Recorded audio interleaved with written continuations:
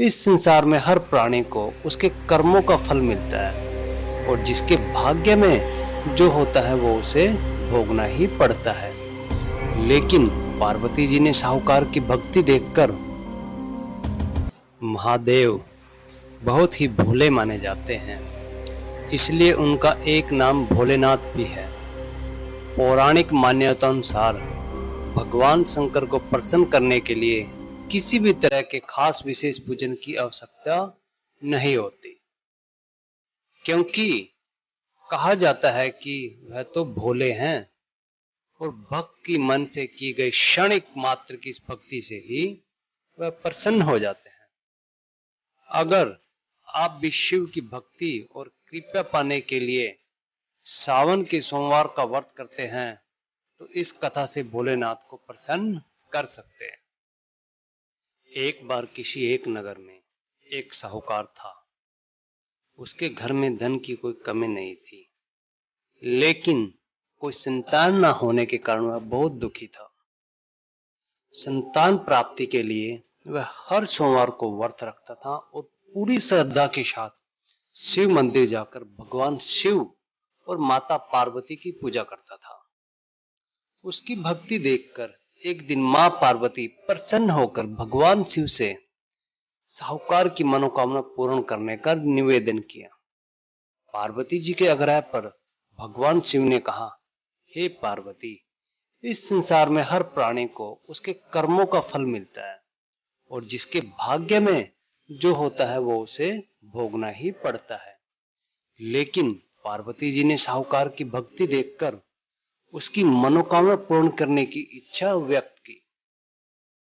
माता पार्वती के आग्रह पर शिव जी ने साहूकार को पुत्र प्राप्ति का वरदान तो दिया, लेकिन उन्होंने बताया कि यह बालक केवल 12 वर्ष तक ही जीवित रहेगा।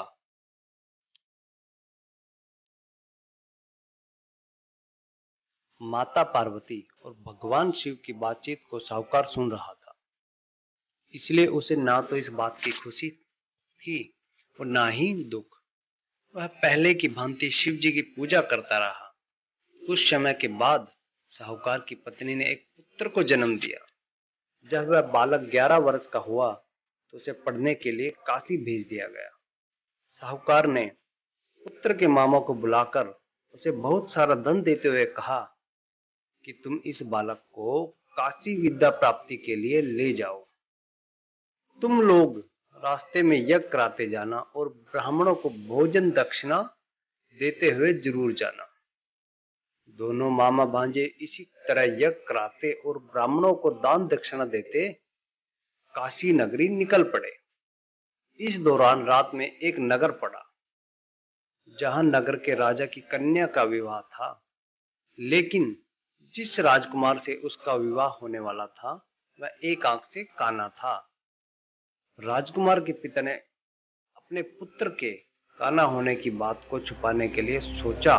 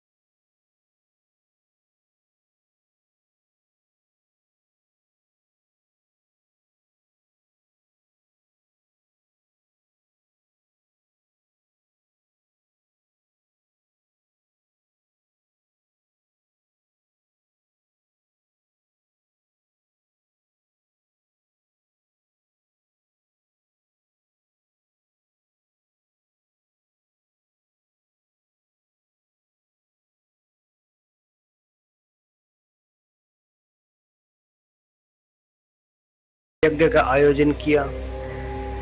उस लड़के के ससुर ने उसे पहचान लिया और महल में ले जाकर उसकी खातिरदारी की और अपनी पुत्री को उसके साथ विदा किया। इधर साहूकार और उसकी पत्नी भूखे प्यासे रहकर बेटी की प्रतीक्षा कर रहे थे। उन्होंने प्रण कर रखा था कि यदि उन्हें अपने बेटे की मृत्यु का समाचार मिला तो वह भी प्राण त्याग देंगे। परंतु अपने बेटे के जीवित होने का समाचार पाकर वह बेहद प्रसन्न हुए। उसी रात भगवान शिव ने साहूकार के स्वप्न में आकर कहा, हे श्रेष्ठी, मैंने तेरे सोमवार के व्रत करने और व्रत कथा सुनने से प्रसन्न होकर तुम्हें तेरे पुत्र को लंबी आयु प्रदान की है। इसी प्रकार जो सोमवार का व्रत करता है या कथा सुनता और पढ़ता है उसके सभी दुख दूर होते हैं और सभी मनोकामनाएं पूर्ण होती है। बोलो शिव शंकर भगवान की जय। हर हर महादेव। ऐसे ही ज्ञानवर्धक और भक्ति भाव वाली कहानियों के लिए चैनल सब्सक्राइब करें और वीडियो को लाइक और शेयर जरूर करें। नई वीडियोस के नोटिफिकेशन के लिए बेल आइकन जरूर दबाएं। धन्यवाद।